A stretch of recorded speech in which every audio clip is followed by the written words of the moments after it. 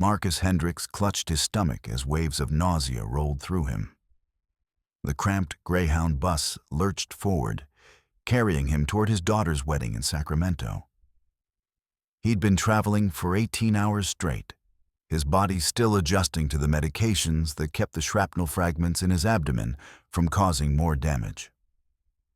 The restroom at the back of the bus had been out of order since Phoenix.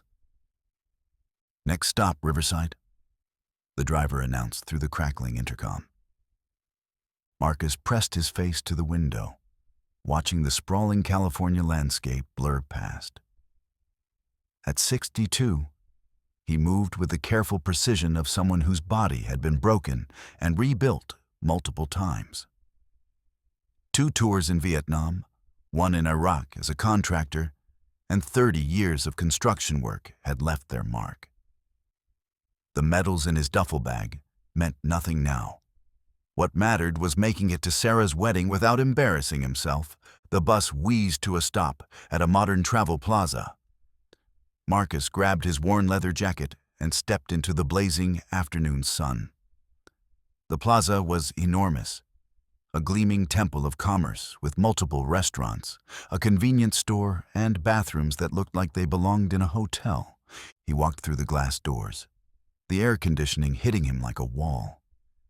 Families with children rushed past, their voices echoing off the polished floors. Marcus approached the information desk, where a young woman in a bright red uniform was typing on her computer. "Excuse me," he said, his voice hoarse from the long journey.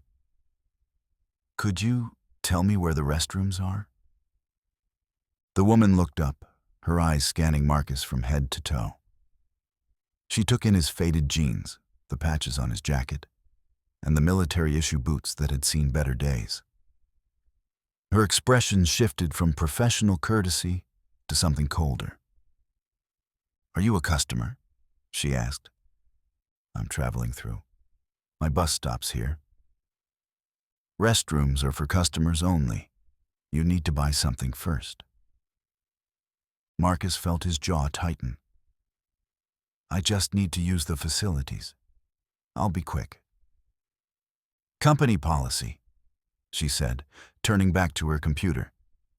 "There's a McDonald's over there. Buy a coffee." Marcus nodded and shuffled toward the McDonald's counter. The smell of French fries and grease made his stomach churn. He ordered a small coffee he didn't want with money he couldn't afford to spend, then asked the teenage cashier for directions to the restroom.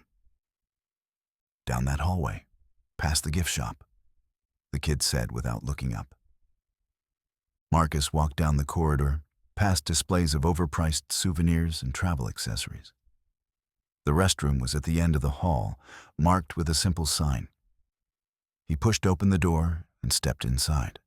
The bathroom was pristine, with marble countertops and motion sensor faucets. Marcus entered a stall and finally allowed himself a moment of relief. The medications were working, but they came with side effects that made traveling a constant challenge. He was washing his hands when the door burst open. A large man in a black security uniform stormed in, his face flushed with anger. "What the hell are you doing in here?" the guard demanded. Marcus looked up, confused. "Using the restroom? This is a family establishment. We don't allow vagrants loitering in here." "I'm not a vagrant. I bought coffee. I'm traveling to my daughter's wedding." The guard stepped closer, his hand resting on his radio. "Sure you are. I've been watching you on the cameras. You've been in here for 10 minutes. I have a medical condition. The medications. Get out, now." Marcus dried his hands slowly, trying to keep his voice steady. "I'm not causing any trouble. I just needed to use the bathroom." "You're trespassing. Move." "I bought coffee. I have a receipt." The guard grabbed Marcus by the arm, his fingers digging into the older man's bicep. Marcus instinctively pulled away, a reaction honed by decades of military training. "Don't touch me," Marcus said firmly. "Now you're resisting. The guard's other hand moved to his belt, where Marcus could see pepper spray and plastic zip ties. "Turn around and put your hands behind your back." "For what?" "Using the bathroom." The guard shoved Marcus against the wall, the older man's face pressing against the cold tile. Pain shot through his chest, where the shrapnel had lodged near his ribs. "You're under citizen's arrest for trespassing and resisting security." Marcus felt the plastic zip ties bite into his wrists. "This is insane. I'm a customer. I have a bus to catch." "Should have thought of that before you decided to camp out in our bathroom." The guard marched Marcus through the travel plaza, past families with children, past the McDonald's where he'd bought coffee, past the information desk where the young woman in red watched with satisfaction. Every eye in the place was on him now, and Marcus felt the familiar burn of shame that had followed him home from every war. They reached the security office, a small room behind the main desk. The guard pushed Marcus into a chair and stood over him, arms crossed. "Security to the front desk." A voice crackled over the intercom. "We have a situation." Marcus sat in the chair, his hands still zip-tied behind his back, watching the guard fill out paperwork. The coffee he'd bought sat untouched on the security desk, growing cold. "I'm going to miss my daughter's wedding," Marcus said quietly. "Should have thought of that before you decided to cause trouble." "I asked to use the bathroom. That's not causing trouble." The guard looked up from his paperwork. "You were in there for 10 minutes. This is a family place. We get all kinds of perverts and weirdos coming through here." Marcus felt something break inside him. "I served this country for 27 years. I've got more shrapnel in my body than most people have fillings in their teeth. I was in there for 10 minutes because the medications I take make me sick. I'm not a pervert. I'm not a weirdo. I'm a veteran trying to get to his daughter's wedding." "Everyone's got a story," the guard said, returning to his paperwork. 20 minutes passed. Marcus watched the clock on the wall, knowing his bus was probably boarding passengers. He thought about Sarah, how she'd insisted he come to the wedding despite the distance and expense. She'd offered to pay for a plane ticket, but Marcus had too much pride to accept money from his daughter. The door opened, and a police officer entered, looking tired and annoyed. "What do we have here?" the officer asked. "Vagrant trespassing in the restrooms, resisting when I tried to remove him." The officer looked at Marcus, taking in the zip ties and the older man's obvious discomfort. "What's your side of the story?" "I bought coffee so I could use the bathroom. I have a medical condition that requires me to spend more time in the restroom than most people. He grabbed me and accused me of being a vagrant." The officer sighed. "Do you have ID?" Marcus nodded toward his jacket pocket. The officer retrieved a worn wallet and examined the driver's license inside. "Marcus Hendricks, Sacramento address. This is pretty far from home. I'm traveling to my daughter's wedding. My bus was scheduled to leave 5 minutes ago." The officer looked at the guard. "Did he buy something?"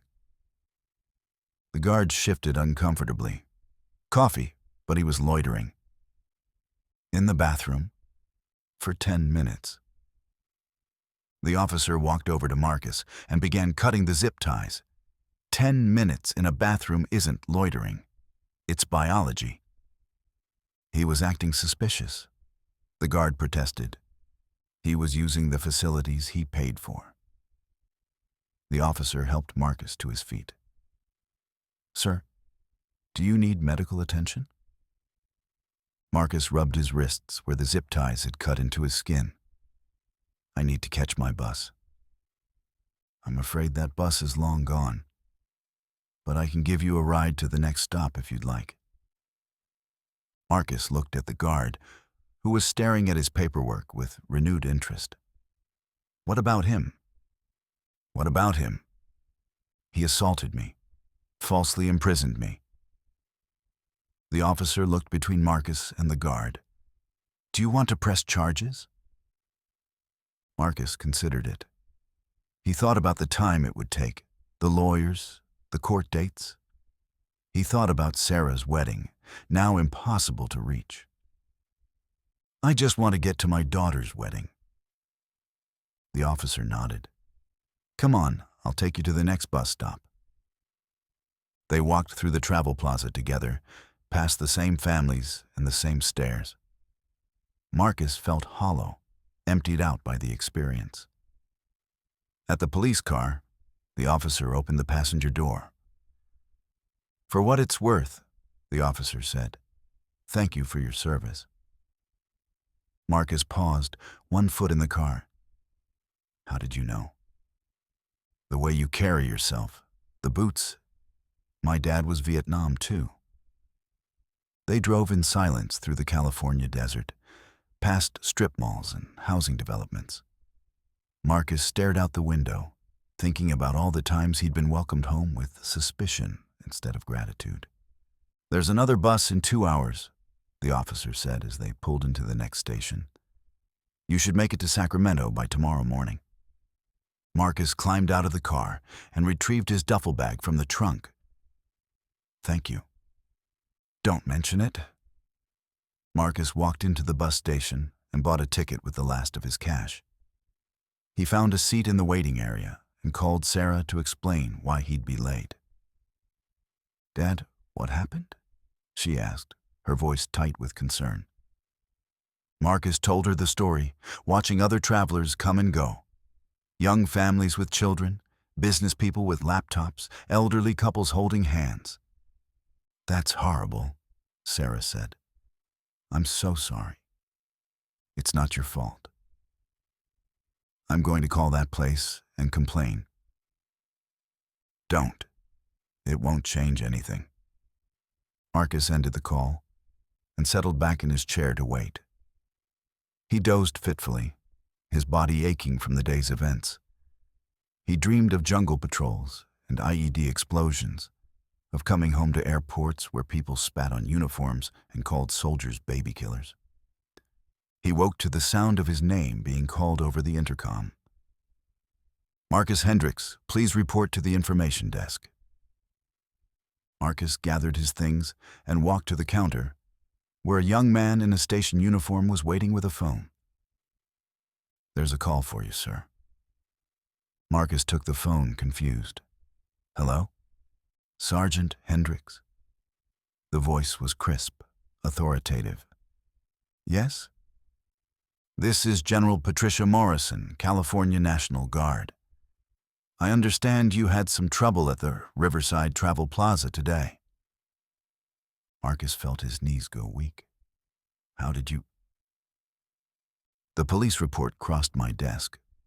The officer who helped you is my nephew. He thought I should know how one of our veterans was treated.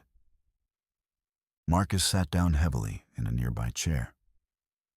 I don't understand. I've been in contact with the management of that travel plaza. They're very interested in making this right. It seems the security guard in question has a history of complaints, and the company is eager to avoid a discrimination lawsuit. I don't want money. I know you don't. But you deserve an apology, and they're going to give you one. The guard has been terminated, and the company is implementing new training protocols for their staff. Marcus felt tears threatening. I just wanted to use the bathroom. I know, and I'm sorry it took a general to make that possible. Marcus closed his eyes, feeling something shift inside him. For the first time in years, someone in authority had listened to him, had taken his side, had made things right. Thank you, he whispered. Thank you, Sergeant, for your service then, and for your dignity today. The line went dead. Marcus sat in the chair, holding the phone as his bus pulled up outside the station. He stood up slowly, shouldered his duffel bag, and walked toward the door. As he climbed onto the bus, Marcus felt something he hadn't experienced in decades. He felt like he was finally coming home. The general had been his daughter's commanding officer in the National Guard, and she'd been tracking his journey the entire time.